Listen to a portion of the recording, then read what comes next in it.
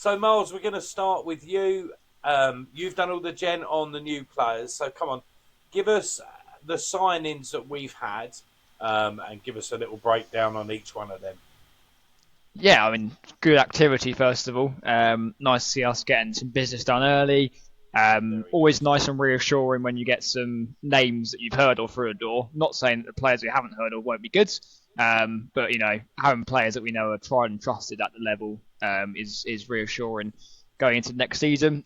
Seriously, I think a lot of these signings, if we'd have stayed as a Step Two club, I would also be really happy with. So therefore, going into step three with the same signings, excellent, even better, because they are bound to be even more effective at that level, hopefully. So I won't go through all of them. I'll leave some for Bob to break down. If I just go for the first few though, so on the first day we had Elliot Johnson signed. He's a left back and also quite versatile from what I understand. Has played with Phipps before as well, and he was doing a fair amount of talking about Phipps in the interview, which was just reassuring because I'd love to keep Phipps. He's way too good for the Isthmian League, and obviously a great leader, a great character to have around the dressing room. And likewise with Johnson, he seems like a great character, down to earth, hard working lad who's going to put in the yards for us. He won the league last couple of seasons, or got promoted even, I think for the playoffs both times with Hednesford, which is King's old club, so they've got a bit of history there. And yeah, he spoke really well in the interview. He's played previously, I think, 8 years for Barnet and then quite a few years for Dagenham as well. So a lot of experience in the lower ends of the Football League and the National League. So yeah, really happy with him. Welcome aboard to Elliot. And then Liam Nash is the name that I think a lot of people who follow National League South have heard, particularly in the last couple of years. He had an absolute storming season. Can't remember what year it was, but for Hornchurch. Then managed to just get a move to Worthing. I think he was more of an impact player there, but still scored quite a few goals in the National League South. Is a striker, so adds our options there, but I believe he can play off the wing. So a useful option to have. Again, spoke really well. Seems like a good lad to have around a changing room. So yeah, hopefully King gets him firing like he had him at Dartford as well. I think he had a decent sort of goals to game ratio there, just under 1 and 2. So yeah, really happy with Nash as well. Hopefully he can get back to his Hornchurch best, and we'll see a great player. But yeah, I think he's needs to find a home. I think with Nash because he's had a couple of clubs recently, Billericay and Ramsgate, where it sounded like he's maybe not being got the best out of, whether that was on a personal point of view or on a professional point of view. He said he needs to be sort of loved and appreciated. So I like to think we can offer that at Borough. So yeah, welcome to Nashy. And I'll finish off with a different sort of signing, Tyno Wilson, another name we've heard of for different reasons.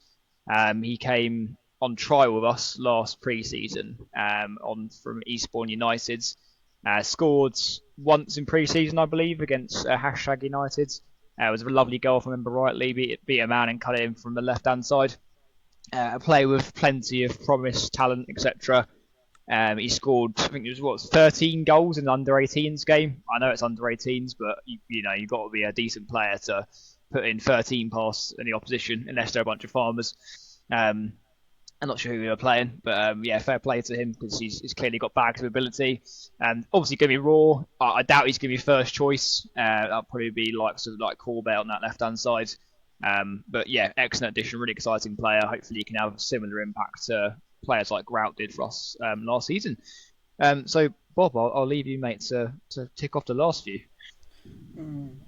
Thank you, Miles. I just want to point out, Miles, that my Arctic Society won 11-0 on Sunday, and they weren't a bunch of farmers, so put some respect. Respect, man, respect. Yeah, put some respect on it. I'll start with Miles' namesake, Josh Reese. Yeah, not related. No, I've obviously signed him on a free from Hornchurch after his contract expired. A man who has been around non-league for a while, obviously named as Dagenham and Hornchurch, and that's named the last couple of years. And obviously, he's someone who likes his part-time football. So obviously, Hornchurch have turned full-time after their promotion. But I think he is probably one of our standout signings over the last couple of weeks for someone who's obviously played at Dagenham and in the National League and part of Hornchurch's promotion team, now playing in the Isthmian Prem. I think you look at some of those midfield options, and you compare him up with Eastman, and you, that's an insane. Yeah, midfield. it's a joke of a midfield, isn't it? It's a joke of a midfield for step 3 football. I think you're right for the league. Yeah, it's outstanding. But I mean, what I like about doing your business early, and also picking names up like that, I mean, I started getting messages from fans at other clubs as soon as we'd, signed Josh, and they were saying, that's one hell of a signing you've got down there. But the one that I'll take more than any was the one from Brett Lewis, who we did a podcast last week. That's going to be out this week, guys. There's 3 parts to it, and it's basically the class of 24-25 1 year on, and obviously all talking about our respective seasons and what we think for the future. So, Brett was on that, but Brett literally messaged me straight away as soon as we signed him and said, "That's one hell of a signing. We had him here. We let him go. They released him at Boreham Wood, and he went to Hornchurch and scored 15 goals that year when Boreham Wood got relegated. And it was a massive mistake. And I mean, his words to me was, he'll get you 20 goals next year from midfield. And yeah, I think that if you've got fans and other players alike looking at that, that's what I like about the business we've done. We've signed a lot of experience. We've signed a little bit, we've got some youngsters in there as well. And we know the business isn't over. We'd hope that some of them will stay from last year. Obviously, we know we've lost one this week, but we've re-signed another, which we'll come on to later. But yeah, I just like the fact that we're getting that experience in. And it makes it a far more attractive proposition for people to come to Eastbourne Borough when they look at the players, because we're sitting here saying, "Wow!" I mean, Bobbie put the ship on the no, not the ship. Not the ship. And he's not allowed to put that on anymore, right? And that goes for all you fans. Do not put that ship on, because it comes with a curse. But no, look, at the end of the day, it's getting to that stage where we can look at it and say, actually, there's only 2 teams in however many years it is, 22 years or whatever, that have gone straight back up. But I am very, very excited already about the new season, and that was before we'd even hit June. We haven't even ripped our pitch up yet. Our pitch hasn't come up yet, and we're having a new pitch laid. And I can't wait for the season to start. Get it up, get it down, and let's get cracking on. Sorry, that was just my bit there on Josh. I think, you're going through the signings. I just wanted to say my bit about the fact I'm so pleased that we're getting that experience in. Last year we was looking at youngsters, and however that happened and why ever that happened, listen, it happened. And if them players had turned into world beaters, then we would have won the league and no one would have been moaning. But but I think when you've got players that have got that experience, been around a little bit, it just gives you that little bit more confidence that they are going to, what you're getting with them, rather than what you might be able to get. So yeah, sorry, back to you, Bob. Sorry. Yeah. No, before exactly. Go on. Sorry, mate. Before you wrap Reese up and go on to the other sidings. That was the one I was really excited about as well. I think I was listening to the Absolute Football podcast. I think it is. They do like a National League South, National League North, National League Review, and do a lot of content around National Leagues. And they were talking about Hornchurch's season last year, and they were referring to Reese as like the non-league Frank Lampard. I mean, that was it. That was at step 2. So, I couldn't believe it whenever we signed him. It's the absolutely incredible signing. And I think a lot of credit's got to go to this whole Tunbridge training system as well. I feel like it's massive, because there's no way, maybe not no way, I haven't spoke to any of these players about their situation or whether they would have come to us if we were training Eastbourne, so I'm talking hypothetically. But it seems unlikely that I believe that people like Elliot, Nash, Reed, etc., they're all Essex based. I mean, would you want to go down to Eastbourne on a Tuesday and a Thursday night every week? Probably not. Do you want to do an hour down the road to Tunbridge? Yeah, cool.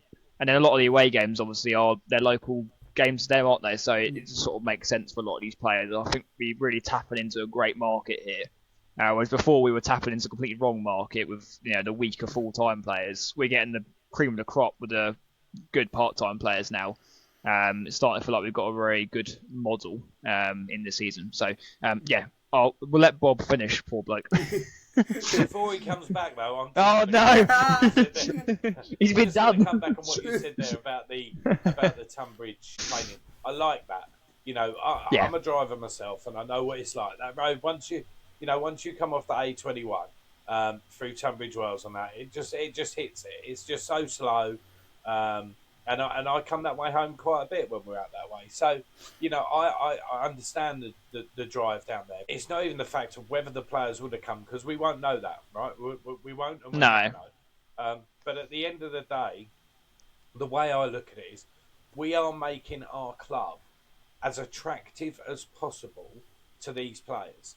It's massive in the fact that, and this is where we've got to be really careful about what happens next season and where we go from there. 3 years ago we were a part-time football club and we went full-time overnight, which to start off with didn't work. Then we had a great season, and then third season it again, for whatever reasons, we had a good bad season, good end, great season, and then a bad season. But forget the past. We can't change what's happened. All we can do is change the future. And if they're looking now at this model of the part-time model and whatever else, if we go up, what happens then? And I'm pretty sure that the club are going to have that plan formulated already. Right, we need to work out, because by, without saying the boat, but obviously, we could be in a situation by December where it's looking like, right, actually, we know we're gonna. We are favourites as well.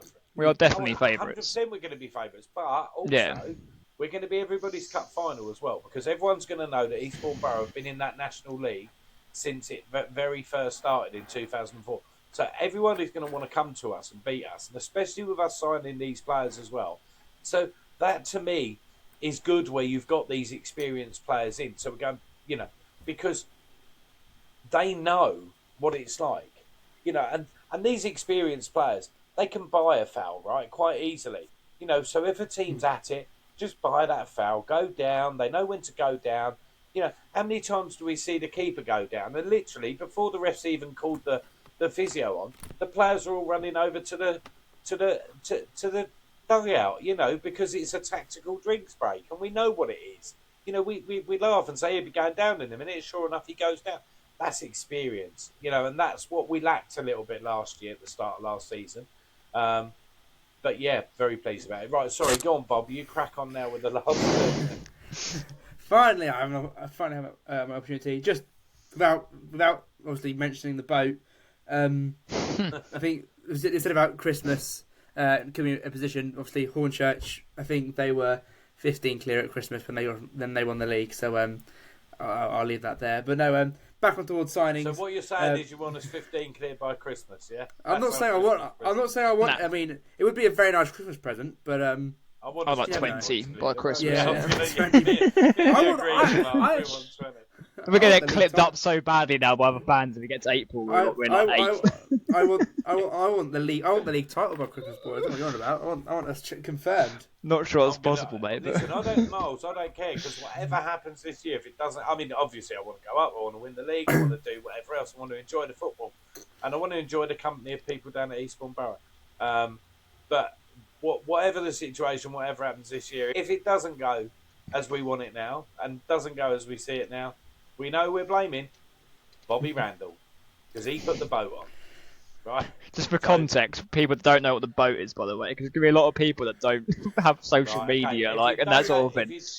If you don't know what the boat is, I'll get it up. I'll get it up. A boat that normally people put on, and they say they're going to win the league. Up. It's basically win the league by a country mile, but it's always put out before the That's all right. season Get it a bit starts. closer, Bob. Get it a bit Yeah, closer. close. There we go. Yeah, there we go. We can see what it is now. So Bobby put the boat up, yeah. Listen, you're Funny. all after. I'm just. You can all laugh at me. All I say is not laughing when we're going to win the league. So I won't be laughing, mate. I'll be happy. Yeah, I'll be laughing. Yeah. I don't care, mate. Yeah. Yeah. At least I can see us with a bit of trophy. At least I can see us Put with an a bit of ED silver. on the end of that second word, and that's what I'll be. I'll tell you. Anyway, signings.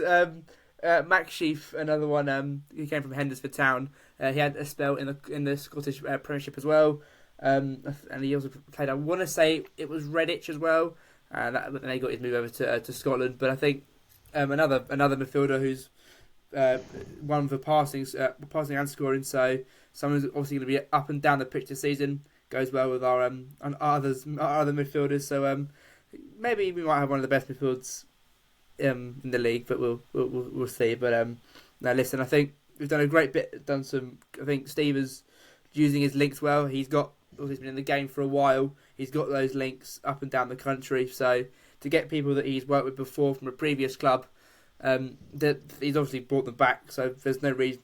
There's obviously good reasoning why we've signed him.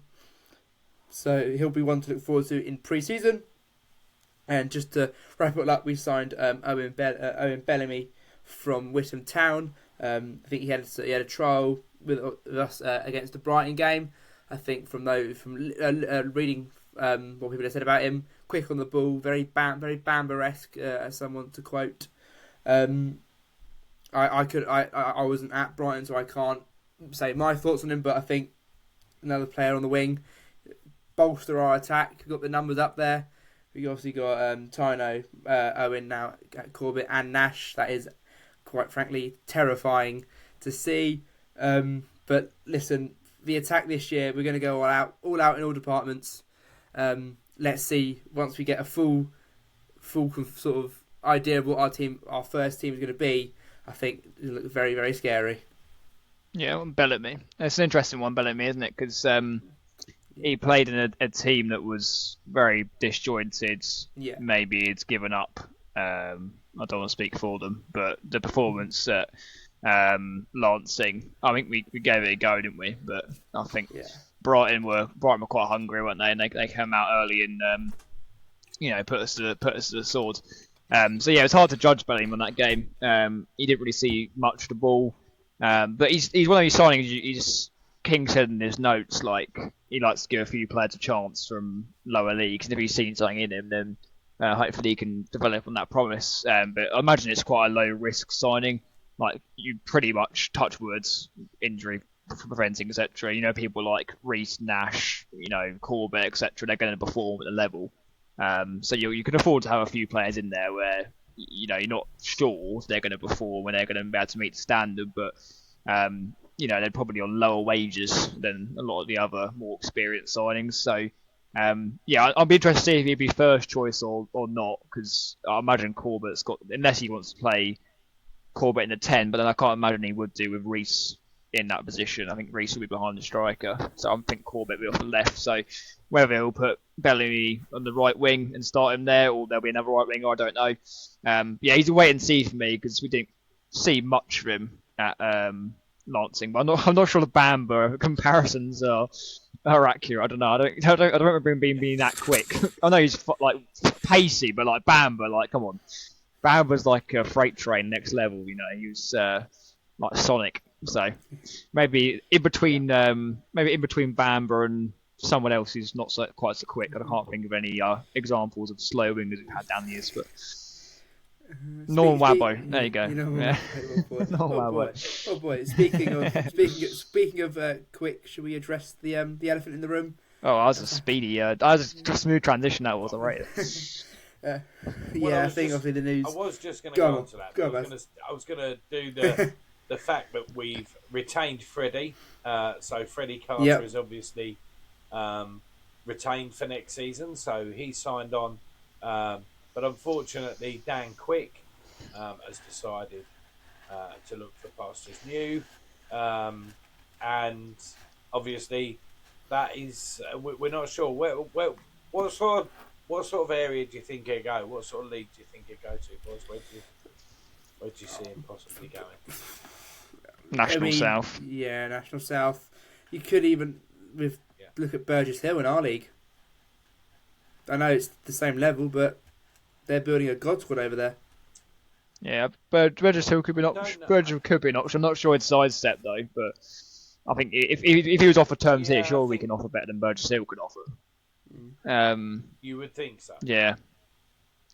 Yeah, I think with Dan, it could be a Dorkin move. I don't know. I've got a feeling Dorkin might be in for him. I know it's like the maybe more obvious shout considering he was there before, but when Mark came on the podcast, he did speak very highly of Dan and saying maybe he should have let him go when he did. With Dan, I really rate Dan personally, and he's a great bloke as well. But I do think he suits being right for free. Being a fullback, he's not quite got the attacking threat. He's only scored 1 goal for us, hasn't he, in his whole 3 seasons. I don't think he's got many assists either. You don't associate him with like a mean cross or bursting into the box to create a chance.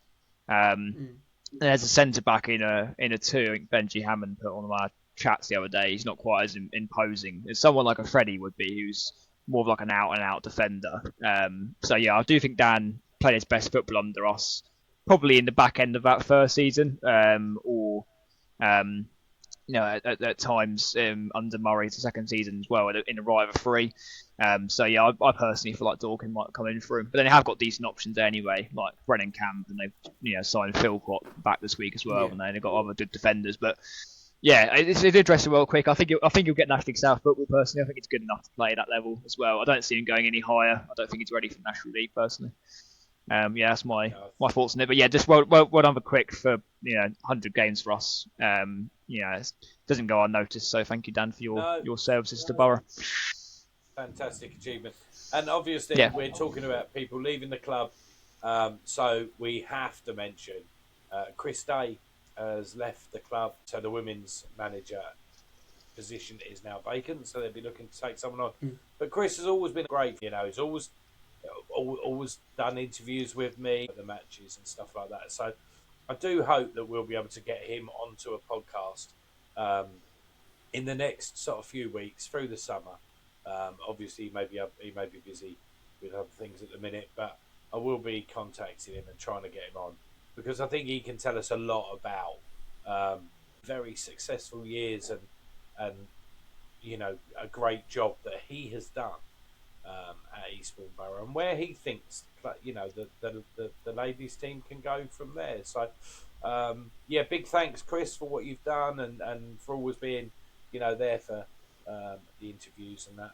I've enjoyed doing them. Good to have had you, and a shame that we've lost you. So Miles, Bobbie, Chris leaving. Yeah, I think obviously he took charge of the men's team against Boreham Wood, so obviously he took the step up. I think he sort of took both teams aside, didn't he? Obviously he did well from I can remember that Boreham Wood game. He did well, managed to take us to half time 0-0. Obviously the club was obviously going through a transition period after we'd let's say sacked Matt Gray. But no, I think obviously what he's done with the women's team, how he's taken them up. Cup, obviously he went out in style, obviously winning.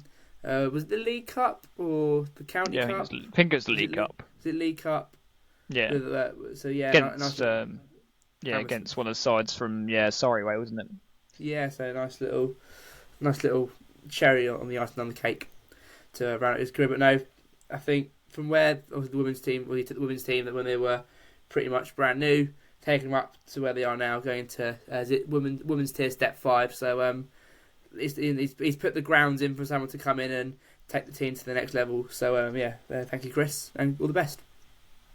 Yeah, and I think everything that Bob said. I think he could have carried on progressive with the team, but obviously sometimes, I know he does a lot of stuff outside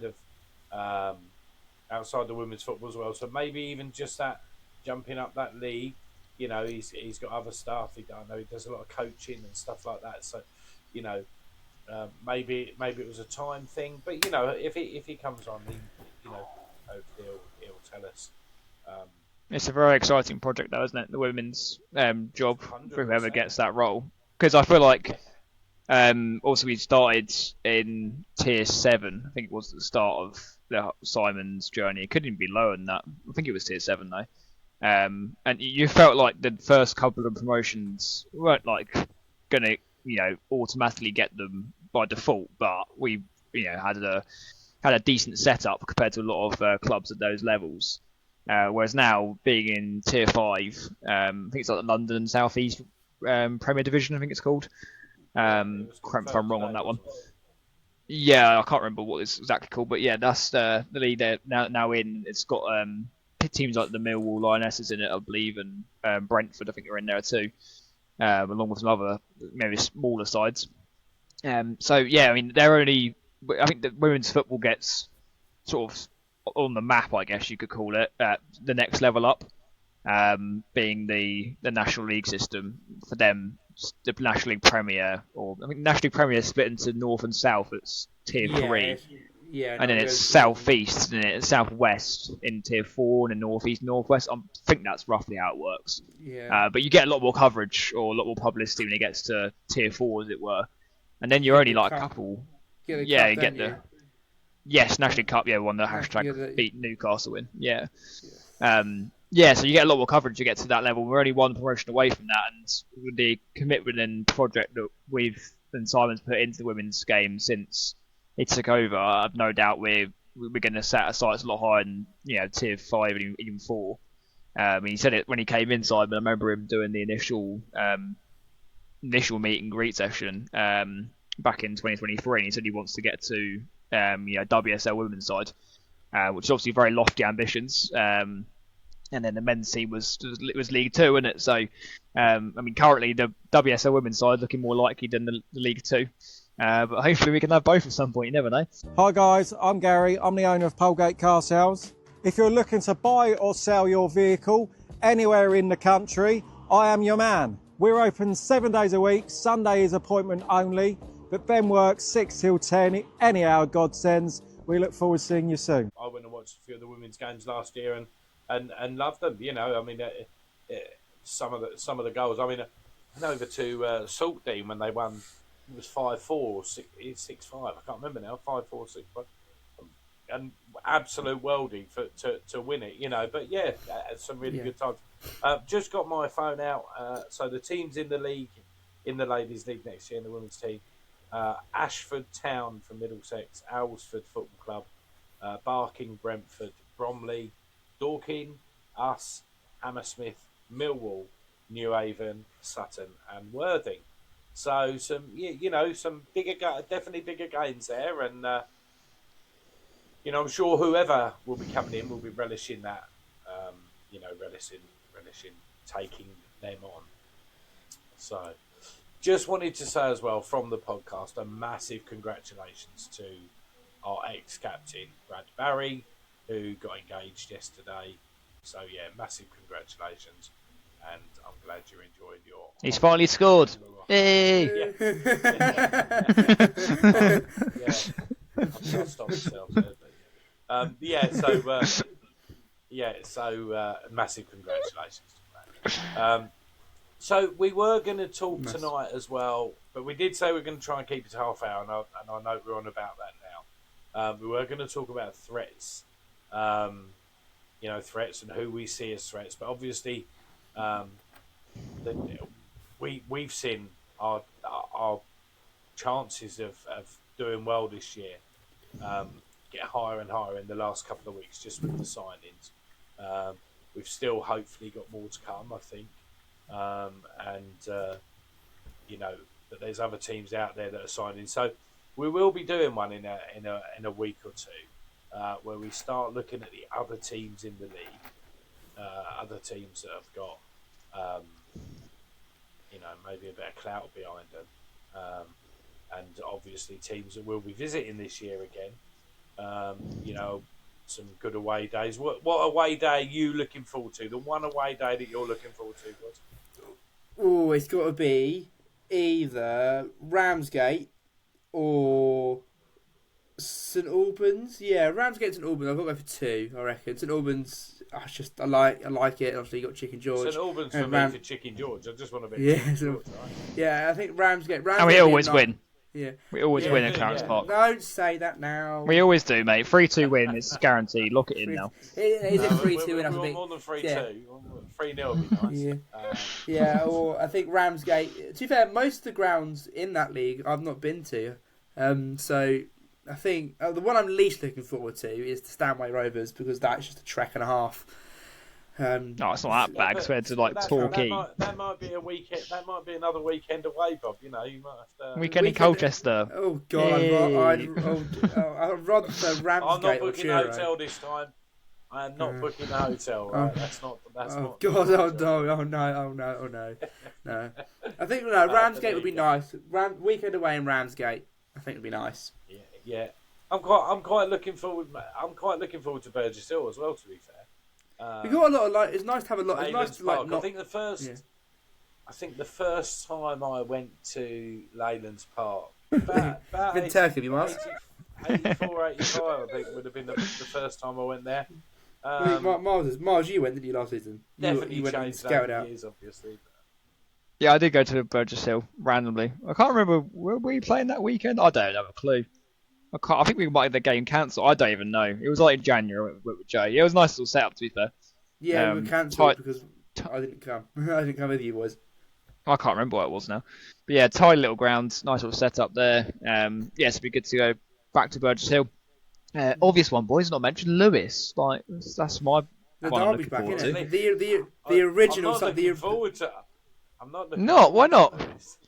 Why not? I want to beat him. But The original. You scared to lose him? Back. no, I'm not scared. Noisy neighbours. I don't like the ground that much. Do you not? Oh, that's controversial. That is. That is. I mean, I hate to say it, but it's one of the best grounds in non-league. That's a bold. I don't like. That's one of my favourite grounds. Won a cup final there, and that would have been about the same sort of time, 85, 86, Schools Cup final. Yeah, we won a Schools Cup final. I had 10 very good players playing, and me. Class. Sounds like it's exciting. To be fair, you got 5 Done players that and the dripping pan. So yeah, that was good. But yeah, I don't know. I've just never. I don't know if it's because of the rivalry that we had, and the fact that year they beat us when it was us and them at the top. But I mean, I know we've done better since then. But yeah, it was. But no, I've just never really enjoyed the dripping pan. I don't know why. To the Boxing Day people, that Barry Coventry is your man. Well, I think if it's anything like the National League South days, yeah, Boxing Day. I mean, I enjoyed that. I enjoyed that day. Enjoyed the game there. Enjoyed the day. Yeah, I don't know if it's because when you stand up the other end, it's so open, and if it's a lot of the time we've been there has been around the sort of Christmas time. Hope it's not raining. It's been bloody cold and raining, and whatever else. And when you stand up that back end, it's just And then I love terracing. I love terracing round grounds. I don't mind terracing. I wouldn't mind a bit of a roof above me or something. Oh yeah, shelter would be good, but it's why people. It's why I love Bath. It's like. Mars, you wait until Cheshunt, mate. You wait until Cheshunt. You're in for a surprise there, mate. I forgot about Cheshunt, to be honest. You're in for a surprise. Lovely. I look forward to it. No, genuinely, I do look forward to all these grounds because I've only been to about 3, 7. Some I've been about to 7 of before, them. So yeah, some I've been to before, some I haven't. So it'd be interesting to go back to the ones I've been to and see them in a different, in the 15, 20 years on, whatever. Yeah, show me they get Chichester. That was one I was quite looking forward to. Not maybe for the ground so much because it's a bit boring, but the city in that it's a nice place to go, isn't it? Yeah, nice place. Yeah, and I presume we'll be probably doing what we've been doing this year, going early and having a little look round. That's my plan anyway this year. Badger's taxi service back in operation. Apart from Lewis, you don't need to have a little look round Lewis. I mean, we've all seen that. Just leave. So the game, I really did enjoy at Lewis was back in 2008, I believe it was. 2007, actually, in the 2007-2008 season. We were 2-0 down with, I think it was a couple of minutes to go, and the Lewis fans were giving it to us large because it was us and them up the top. We were both unbeaten until then. And we were 2-0 down, and they were all over us, absolutely all over us. We came back and drew 2-2, and then they came to us on New Year's Day and beat us. I think it was 3-1, if I remember rightly. But yeah, and then that was the first game that we were beaten. But I'm sure there's a lot of people watching this that remember that game anyway. They'll know. I'm sure you were there, and we will all remember. So yes, so guys, just going to keep this one, like we said, keep it a bit short today. And we will see you next week when we'll come back with maybe some more signings. We've got to get Jacko Mulder on. So when you watch this one that I've done with the class of 24-25, Jacko couldn't get in. He had a massive issue that went on at work, and he couldn't get in. Of course, he was the one that should have been the happiest out of the lot because obviously. Can I say, sure wasn't hungover from a few weeks ago. League, still. yeah, no, he wasn't. He was looking forward to coming on, obviously. He was very much looking forward to coming on, but yeah, he couldn't come on. But we will get him on to hear his thoughts on the season for Worthing. Obviously, they had a massive turnaround themselves when Hinge came in, so he'll have some good stuff to talk about. So, Bobbie, thanks for tonight. No worries. Good bit of insight. Miles, thank you. And thank you all for watching. You know what to do. Like, subscribe, share, all that old rubbish. So thanks for watching tonight, and we will see you soon.